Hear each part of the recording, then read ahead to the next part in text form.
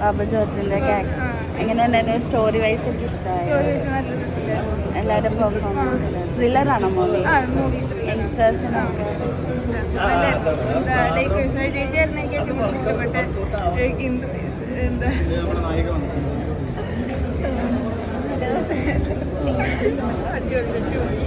എന്ത് തോന്നുന്നു?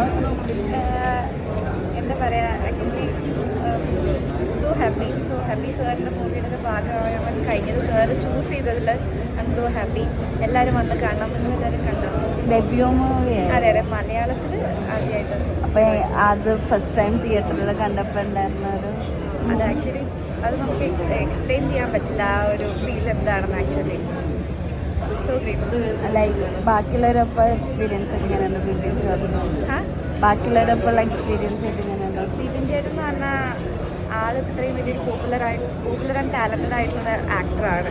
പക്ഷെ ആൾ അങ്ങനത്തെ ഒരു ആൾക്ക് ഭയങ്കര റെസ്പെക്റ്റാണ് എല്ലാവരോടും.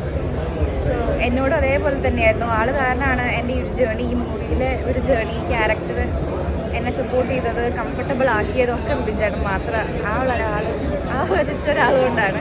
പിന്നെ ജോർജ് സാർ ആണെന്നുണ്ടെങ്കിലും ആൾക്ക് എന്താണോ വേണ്ടത് ആളത് കറക്റ്റായിട്ട് എടുക്കും.